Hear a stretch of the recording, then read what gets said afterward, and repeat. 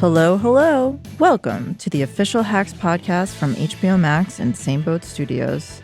I'm Jen Statsky, co-showrunner and co-creator of Hacks. Joining me are my BFFs and the other brilliant Hacks showrunners, creators, and devoted I've Seen It All listeners, Paul W. Dams and Lucia Agnello. Hello. Hi, love. And later, we will be joined for the very last time on the Hacks podcast by the one and only Jean Smart, who plays Miss Deborah Marie Vance. I love her.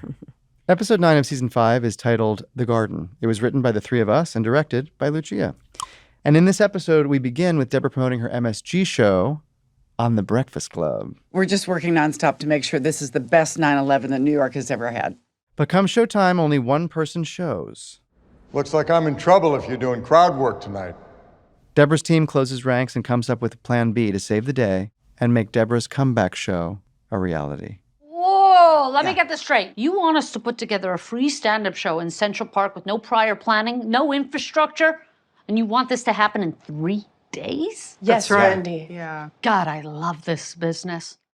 So one thing that I love about this episode is this kind of all hands on deck push to turn things around. Once Bob Lipka pulls his nasty bullshit, the gang rallies and does this for Deborah. And this push to get Central Park includes so many characters from our past. It's kind of this Wizard of Oz feeling of Deborah collecting all these people who are coming to help her.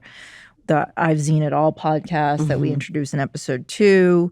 That is an instrumental part of how Jimmy and Kayla and Randy get the permit. We see Nico. Shout out to Yamanika Saunders, who's so funny in that scene. Child, I'm obsessed with Xena. Obsessed. I wore the leather armbands to the prom. Yes! Okay, pop off. Baby, I even named my damn daughter Aphrodite. Yes! We see Nico Hayes from episode 3, Trisha Paytas. It's nice in a final season of a show to kind of get to bring back all the people that we love in storylines and tie them up together. And of course, Miss Weed, Laurie Metcalf, returns. Love you, Dad. Yeah, I love you too. She loves me. It's so nice in the end to see Deborah break this record and get her It is flowers. deeply emotional, isn't It's it? so cool to see all these people there for her. She had been worried this whole season about people not showing up and that not selling out and all of the things that she felt she needed to do to promote the show. And then she sold it out and then realized she was jaw ruled, that this guy bought all the tickets. How devastating for her, you know, in her, as he says, golden years, to have this huge show not even be a thing, not happen. It does feel really nice that just 3 days later, so many people show up for it. And yes, some of them were bussed in by Marty, but most of those people gladly came to see Deborah Vance and hear her speak her piece. And yes, she got a lot of help from her team, but they're there for her and it feels really good. Okay, I love the pitch scene. I do too. It is, I think everyone is operating at a 10 out of 10. Paul, you make me scream with Thank laughter in this you. So scene. funny. Do you have anything else? She does. She's got, you have so many ideas that it's honestly, she's like Shakespeare on crack, but not on crack because she doesn't have a problem. But if Shakespeare were a woman, which maybe she was. Maybe. She is like that. It is so funny. The Shakespeare. So And many then- good improvised moments between you and Caitlin and Hannah in that. And if It was this really is as good as fun. this is better than Friends, then you see that brief moment of panic, depending on casting. It's so Because funny. Friends was very well cast. Yeah, you realize you really overpromised. Yeah, better than And Friends. you're like, Depending on oh. casting. Yeah, I had a really fun time with that. It's so fun to see Ava pitch, and it's also so fun to see what might actually happen, which is Caitlin says, this doesn't feel personal to you, because it's kind of not. It is a reboot is. of this show, and while she does a great job pitching the show, and I think she's a very smart writer, you know, she's done a great job laying it all out, like, it just doesn't feel like it's not sparking joy for her. Yes. And I really love, and we figured this out, I think late into season 5 writing, that Ava would pivot and make it more autobiographical because quite frankly, she would write something more personal that she's connected to. And what is more personal than her relationship with Deborah? And so what's interesting to me is that she's doing it not in a way that's like, I'm a comedy writer and I write for this famous woman. No, it's just about two women of different generations that live in this house. So it's her version of their story, but it's still IP. Yes. It's still the reboot of what Deborah did. So she's able to, in a way, continue Deborah's legacy because she started this show. It's the thing that made her famous, but also recontextualize it and make it deeply personal to her and make it about the relationship that we as a Hacks audience know and have watched for 5 seasons. It's not like she's making Hacks. She No. really is rewriting Deborah's legacy with Who's Making Dinner in a way that feels, I don't know, I think it's like, in a way it is like, yeah, their relationship is the thing she's now putting on a pedestal. And I would like to think that show becomes a hit. But I think what really matters is that she's able to probably represent both of them in a way that feels hopefully very honest to who they are and who they become. And she has so much material. I mean, the reason I think the idea was sparked was because Deborah didn't understand that she had to use a QR code and also wouldn't let her get a drink out of the minibar. So it's just like every day she's living material that can be mined for the show. And it's really nice also to see the full circleness of how Deborah's work ethic has really seeped into Ava. And so when Jessica says, like, can you send me a one-pager? She's like, I've already got it. I already did it. That's very Deborah. She's already done the work. And she pulled an all-nighter. She pulled an all-nighter. And so Ava really deserves this kind of full circle moment in this episode where she gets the show. Ava. And I agree with Caitlin Riley's character. I think this is a better show. It is. Smart exec.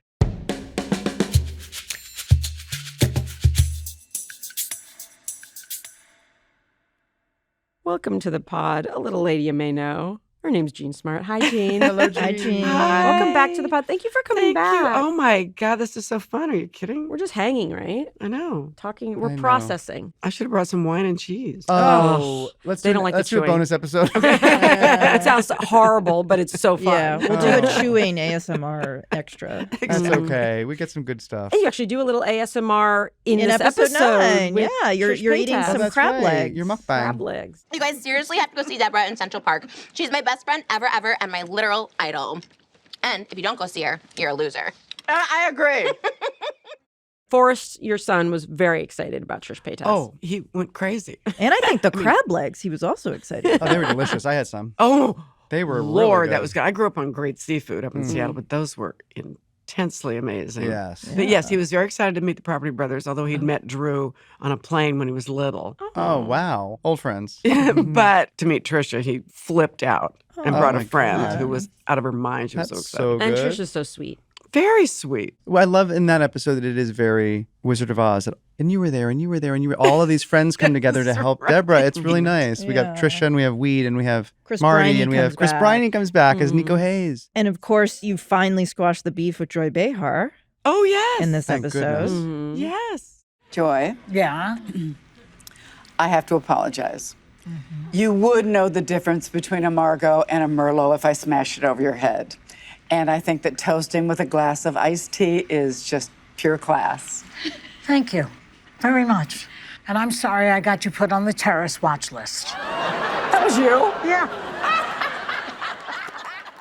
That was a long time coming. It really was. She was very cool. And Yeah. we decided that we need to play blackjack together sometime. Oh, great. Yeah. Oh, wow. People are going to go nuts. Deborah Yeah. Vance and Joy Behar. Yeah. Playing Like blackjack. blackjack? She, when we came there, she goes, okay, so what is this? You make fun of me on the show? Yeah, right. I didn't know the context. I'm like, we're not making fun of you. We think it's Your funny. You guys rival. would have a long-standing. She's like, all right, what am I saying? She was like, she was so funny. game, and she obviously did Yeah. it. And it was so nice. And I know you recently went on The View, but it was funny trying to fill in the blanks for her. And also, we have a mutual friend, Susie. Whoopi. Oh, Susie. Yeah, Susie Essman, Essman, yeah. who is, God, I love her. our family. Yes. And Susie and Joy are very good friends. And so Yes. I'm thinking Joy's thinking I'm family, and she's not. She's going, Well, who maybe are you? post-Hacks. No, she's in the Yeah. Hacks family. She's part of our. Yeah, no, I want to play blackjack with Joy. I would have loved to watch But if I that. say I'd hit love me, to. she might. you know. I want to be at that table. If you could do like a live Twitch stream of that, people would definitely People would be love watching. it. Yeah, just do Instagram Live. Yeah. Yeah, do Instagram Live, throw a be camera great. in the corner. Now that's must-see TV. Yeah. That's good bonus content. Well, let's start talking about the opening montage where you're preparing for MSG. Deborah's very disciplined. So yeah, it's all about the skincare, the voice, the everything, the endurance. You know what I loved? We did have you do some riffing and ad-libbing when you're like, You know what? I think this is too far upstage. We're going to move this downstage 3 feet. You know, I love that stuff. Yes. Because it does feel very lived in. It feels very real. It feels like someone who's done theater and it's like, this is what we're going to do. It was I AL, love that. It was almost lifelike. It was absolutely L. It was capital L. It was lifelike. It was great. I would say it was full L. Yeah. I love that. Completely L. I love that stuff. It feels very cool. And also, you were introduced to our good friend, Jumi Song, who does incredible facial work. Yes. We're going to call that it is not facial an work. actor in the montage. That is an actual facialist, incredible body work. Yeah. She does microcurrent lymphatic drainage and like facial massage. I think you were Just enjoying incredible. it that She's day. definitely gifted. She is. And She she is. was also prominently featured in 5'2", the Lady Gaga documentary, because she worked on Lady Gaga for years. I think she still does, really? maybe. She now. does still, but she went on tour with her every day. And so she's in the documentary doing almost exactly what she's doing to Deborah. And also, there is a Lady Gaga reference in the montage when you are saying, you know what, this lining isn't working, we're working on it. These are the kinds of things that are making me nervous. That is a line from the Lady Gaga documentary. Because, and you know, we actually talked about that documentary a lot in general because it is such an it's right before her Super Bowl performance. And you just see her rehearsing and practicing, and you see somebody who is so talented but disciplined, just like Deborah Vance, somebody who's Works so, very, very hard. Yes, and puts a lot of pressure on other people, but puts even more pressure on herself. And I think that's so true for Deborah. Yeah. Season 5, we love finding new gears for Deborah, things we haven't done. I think Amazing Race was a fun new gear. I think having the Nico Hayes love thing, you know, it's so out of character for her to be so smitten with somebody so quickly. And it's so different. But I think that's part of what we love about it is being like, yes, you don't think that this is something she would do, but isn't it fun that like she is that way for this experience, even just for a moment? Yeah, someone said that online. They said it was so fun to see them so giggly together. Yes. Yeah, having a girls' night. It was really cute. I love that scene. It's so, yeah, for us, this was really a fun season to get you to just try out different gears and different things and try different stuff. And yeah, no, I loved this season. It's so fun. I think 1 and 5 might be my favorites. Me too. Totally. I think 1 just because everything was new. Sure, yeah. It was just and you're establishing the so relationship between them. crazy. But it is also, you know, the Deborah-Ava relationship has evolved so much. So one step forward, 2 steps back. By the time they get to season 5, I like to hope and think it's very earned that they're on the same page for so much of it. Oh, totally. Of course, it's not necessarily completely lovey-dovey through the end, but it was another new different thing, which was nice. It's satisfying after absolutely. such a long journey they've been on of friendship and working and betrayal and all that like they've reached this point in season 5. And it wouldn't have been as sweet if we didn't have season 4. That's right. Oh, no, absolutely. And that was timed perfectly in the evolution of all of that stuff. Did you have the most fun this season? I think so. I think because, I mean, maybe season 1, too, like I said, because everything was new. Yeah. But yes, it's like when you have the luxury of this much time to live with a character and you kind of know how she'll react in certain situations and the audience knows, that's when it feels really fun. I mean, it's not like being on stage where you get the audience reaction, but yeah, you know that the audience is getting a kick out of situations that they even see coming now. You know, it's like looking at the banana peel on the stairwell. You know? And in the end, you know, when she's in Central Park and she is performing, and you see some of the jokes, but it really feels like you're with Deborah in that moment and watching her have this really. You know, she hasn't performed for at least 18 months. She didn't know if people have really cared about her. This kind of public fallout brought to you by Bob Lipka has really kind of, I think, shaken her confidence. Oh, yeah. And she gets out there and it just feels like a really special, beautiful moment with her in the crowd. And it feels like you don't see how the show goes. I don't think it matters how it goes, even though I'm sure she killed. But it's because I don't know, it just feels like a very heavenly moment. Yeah. We all thought she got her white whale with the talk show. But then Madison Square Garden is like kind of like the cherry on top. The ultimate, yeah. Yeah. And to see someone you've been rooting for a long time get that's always satisfying to watch. And to know she finally is going to get to speak her piece after all this time to that massive crowd is just, it's really impactful when you see it. Yeah, when she finds out that they actually broke a record for the park. It's like, Yeah. And of course, she cares about MSG because it is a goal. And as we've said, Deborah loves a goal. She loves working towards a goal. But it isn't really about MSG. It's really about her feeling like people want to see me and I want to talk to them. Yeah. And that's really what it's That's about. actually why I think that was so smart when you see her lose that and you see her actually really defeated for almost the first time. Truly defeated, that moment with Bob where you're thinking, good, fine, you win. You know, it's like, and then to see her once more reinvent that moment and say, I don't need this. I don't need this. Yeah. And she means it. Yeah. She means it. She misses that crowd. She just wants the crowd and to talk to her crowd. It really is about her relationship with her audience. And so much of her life has been dictated by that relationship, which we do, cover this season. Yeah. And one thing that was really cool, so we did a screening of episodes 1 and 2. And in episode 2, when Deborah is saying to Ava, I think my fans were my friends and they were as much in my life for me as I was for them. But then I met you and I didn't need them so much anymore. The audience, you should have heard the audience.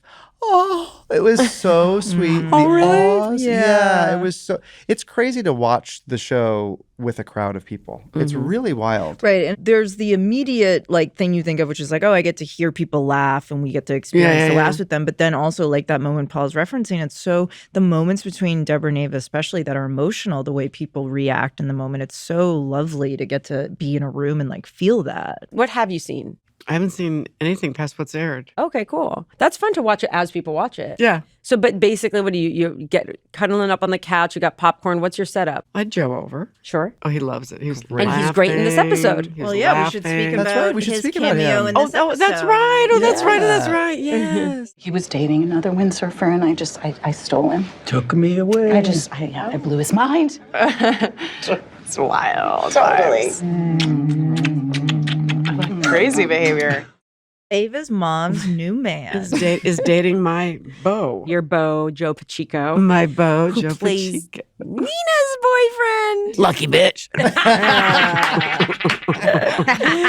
And here's a fun fact. We ended up cutting the line about the fact that he's wearing a bisexual pin for her as an ally. So he's just wearing a bisexual pin and it's not explained. Yeah, it's never addressed. It's never noticed talked for about. now, He's just but- wearing a bisexual pride pin.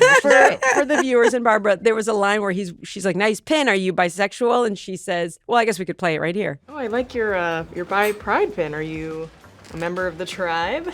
Are you saying he's bisexual? Ava, don't call him bisexual. He's not trying to replace your father. There's no need to lash out. No, I told you I this. know, Nina just told me that you were, so I thought I'd be supportive. That's really nice. That is. Thank you, ally. How was your guys' flight?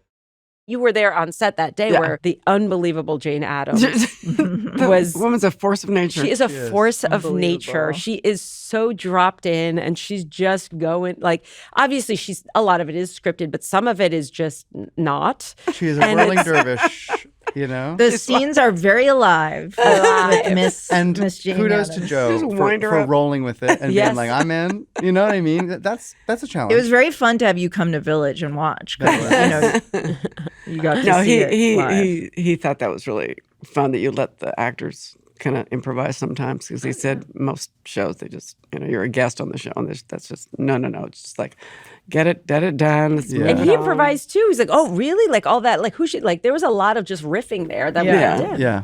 So let's talk about Lori Weed Metcalf. I woke up flat on my back in a bed, not a chair. In a motel in Juarez. My hair was in cornrows. My eyebrows had been burned off. And I was holding an Apple TV remote, but all the room had was a Roku. What is that? Weed, do you know where this name came from? I don't. Season 1, we were shooting at the Ebell Theater, which is where Deborah had her residency. That was the Palmettos Theater. The Palmettos Theater. Right. And there was a stagehand woman who worked at the Ebell who said, hey, how you doing? My name is Weed. Never Yes. touch the stuff. And Yeah, that is so how that's we got ripped the from the name headlines. of Weed. Lori, when she did season 2, at the end when we wrapped her, she said to us, please don't throw out that costume because we might need to come back, which was really cool. And Linda Lowy, who's our casting director and is essentially family with Lori, she called and said, Lori said that she asked you not to throw out the costume. I got to tell you something. She's never done that before. Wow. She's like, so if you guys have some, and so we've always wanted to bring Weed back in some way. Oh, it's just such a funny character. We briefly talked about, remember, her being the stage manager for Late Night. Yeah. I remember that. You told me that. It was just we never really had a full storyline for her, and Yeah. you couldn't just. She's not She's not the kind of not an person who's just extra. available. She's to very just be busy as there. one of Earth's greatest living actors. Yes, We couldn't really have her for a full season. And she was on Broadway when we were shooting, and so we got her on a random day, but then it rained the day that we were supposed to have her.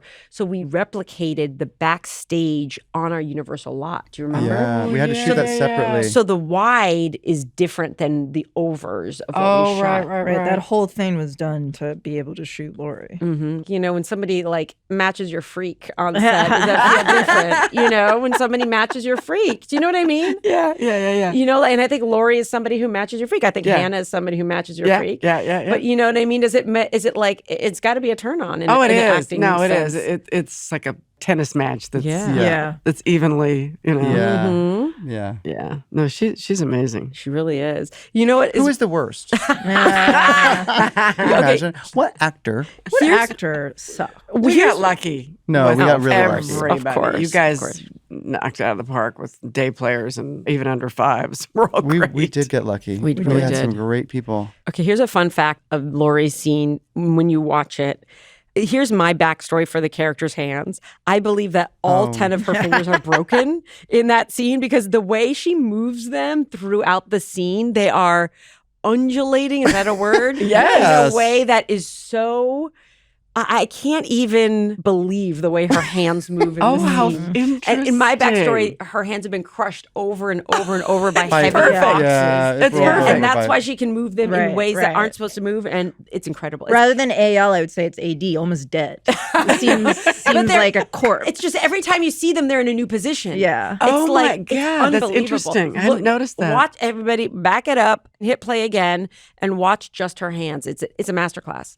That Incredible That's choices. amazing. But that's a Yes. great idea for her backstory. Yes. Yeah. They've been smashed over and over, and they can do things, inhuman things. And then with her on the bus, what season was that? 2. Season 2. And she can't lay down just to sleep sitting up. It was so crazy. There's so many phrases in hacks that Paul and Jen and I use on a daily basis. Yes, that we just they say become part of our daily vernacular. lexicon. Yeah. And one of them that she's looking for Ava, who's like trying to buy a cell phone. She goes, "Where is she?" And it's so funny. And we say, anytime I need to find anybody, I go, "Where is he?" Or, Yeah. "Where is she?" Yeah. Anyone who's late, anyone who's not around. Where is she? And it used to be when I was breastfeeding, which I yeah. did not that long, but I would imagine that is what my child was saying when he was wanting to breastfeed. When he was Where is cry- she? when he was crying and hungry. Oh. It's one of our many's. Where is she? Well, thanks for making a show with us. Yes, thank you, Gene. Oh my I know. We were just saying we want to do God. more podcasts so we can just hang out more with I you and Adam and know. Hannah and everybody. It's really hard. It's been getting harder and harder for me. Yes, we've been going through some deep stages of grief. And you said this when we were shooting. You're like, it is a kind of a death. And that is kind of what it is, which is very sad. It's just, there's so much happiness, of course. There's so many feelings, but it is that. There is a real grieving process. I've been saying that it's kind of like breaking up with like a soulmate. Mm-hmm. And you can date other people and it could be beautiful again, but it's like in some ways it can never be the same, especially, you know? And But it's, you know that you can't go back. yes. Yeah. Yeah. It's Right. So you hard. try to Yeah. go out with friends and have dinners and you try to exercise and you try to get fresh air and do all of those things. Yeah. But in some ways it's like that's just something that we're reckoning with, you know? Of course. Of course. But truly making this show with you has been such a special part of my life. Thank you. No, I mean, I owe you guys so much. And I knew that first day when I read the script, you know, just I thought this is everything I could hope for, you know. Well, you made it even better. Well, you don't have to say You that. did. You did. Of course you did. It could have only been you. No, but I mean, how you guys managed to raise the bar every season, that just doesn't happen. Oh. It just doesn't happen. Thank you. I don't know how you Thank did. you. And We so tried did you. really hard. Yeah, we tried And we really were hard, really- and you are so excellent that we wanted to raise the bar to give you work worthy of your talent. It is like we were saying with Lori and anybody who matches your freak. It is like when you're inspired by the people that we got to work with. It's like, how could you not make every scene incredible? when you have people like this? Or at least try your best. Attempt to make it incredible so that someone like Jean Smart, someone like Hannah would get so excited to come to set and do it, you know? It was our responsibility, it felt like. An honor. Yeah, and our honor to do it. I'm glad Hannah and I kind of made you guys happy. 'Cause, I knew you guys had been living with it a long time before we even came aboard. So. 5 years. Isn't that weird? You know. Yeah. It's been 11 years since we thought of this idea. Wow. Yeah. More than a decade of our lives. Yeah. It is like a kid. It's like sending your kid off to college. That are hard, and it's like there are moments you're exhausted, but it is a joy. It was a long pregnancy. Yes. Thanks for coming on the pod, Jean, and thanks for being on this show with us. Thanks for being Deborah Vance. For being on 5 seasons of Hacks. Thanks for being my client, Deborah Vance. Thank you so much. Do you have a Schaefer and Lusac hat? Oh, one of these. This is Jimmy's company. I don't. We gotta get you one. Yes. Oh yeah. We'll get you some. I'll give you this one. Because I can't wear the Hacks hats out in public because I look like This is perfectly. This is perfect. If you know, you know. This is good. This is low key. Yeah. And it's who reps by that you. I'm gone. Yeah. And it's your manager. Yes. Yeah, it's I love perfect. it. It's perfect. We'll get you one. Oh, because I have all these great hoodies and hats that I can't wear in public. I know, I can only it's wear them tough. in the house. I mean, it's kind of fun to wear a shirt with your face on it. I know people go, oh, really? You don't get enough attention? Well, come on. Have a little fun, why don't you? Really? And that is it for episode 9. This has been the Official Hacks Podcast with Lucia Agnello, Jen Statsky, and me, Paul W. Downs. The Hacks Podcast is produced by HBO Max in collaboration with Same Boat Studios. Our executive producers are Gabrielle Lewis and Barry Finkel. Our senior producer is Emmanuel Hapsis. Our show is mixed by Hannes Brown, and our technical director is In-Sung Huang. Special thanks to Michael Gluckstadt, Allison Cohen-Sirokach, and Kenya Reyes from the HBO Max podcast team. You can watch all of Hacks on HBO Max, and we'll be back next week, dun dun dun, to dig into the series finale. Until then, au revoir. Excuse me, do you two beautiful boys know who you're talking to? That is the queen of comedy!